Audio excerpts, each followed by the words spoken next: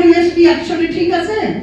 হ্যাঁ, ৮০ সাল থেকে আমরা গার্মেন্টস সেক্টরকে খুব অহংকারের সাথে বলি বাংলাদেশের গার্মেন্টস সেক্টর, যেখানে বলা হয় নারী শ্রমিকদেরকে বলা হয় স্বর্ণকন্যা, যেখানে বলা হয় যে সারা বিশ্বে গার্মেন্টস সেক্টর, বাংলাদেশের গার্মেন্টস সেক্টর নারী শ্রমিকদের কাজের কোয়ালিটি সবচেয়ে উত্তম।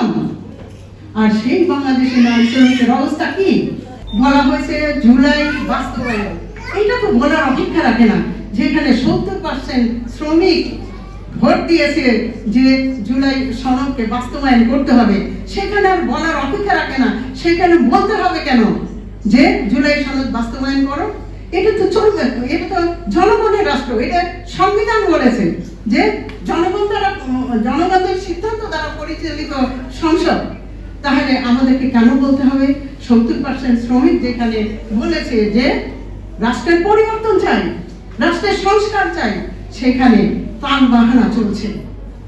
যাই হোক, আমরা যদি শ্রমিক কর্ম পরিবেশের কথা দেখি তাহলে আসলে হাস্যকর। 54 বছরে আমরা যদি দেখি তাহলে শ্রমিকদের সাপ্তাহিক ছুটি এখনো নাই, তারপরে মাতৃত্বকালীন ছুটি নাই, বাৎসরিক ছুটি নাই, যাতায়াতের ভালো ব্যবস্থা নাই, এবং স্বাস্থ্যসম্মত বাসস্থানও কিন্তু নাই। পাঞ্জাবের জগতে একটি বিশ্বস্ত নাম শাবাব এথনিক ওয়্যার। কিছুদিন আগে যে বৃষ্টি হয়ে গেল, আপনি জানেন সুয়ারেজের পানি শ্রমিকদের বাসার মধ্যে ঢুকেছে 1 হাঁটু, সেই বাসার মধ্যে তাদেরকে থাকতে হয়েছে। তাহলে বলেন তাদের কি অবস্থা? আর তারপরে তারা তো 10টা পর্যন্ত কাজ করে।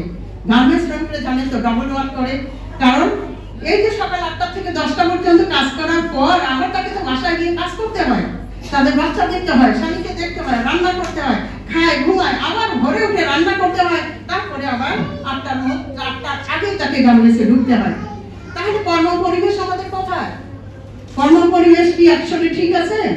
হ্যাঁ, ৮০ সাল থেকে আমরা গার্মেন্টস সেক্টরকে খুব অহংকারের সাথে বলি বাংলাদেশের গার্মেন্টস সেক্টর, যেখানে বলা হয় নারী শ্রমিকদেরকে বলা হয় স্বর্ণকন্যা, যেখানে বলা হয় যে সারা বিশ্বে গার্মেন্টস সেক্টর, বাংলাদেশের গার্মেন্টস সেক্টর নারী শ্রমিকদের কাজের কোয়ালিটি সবচেয়ে উত্তম।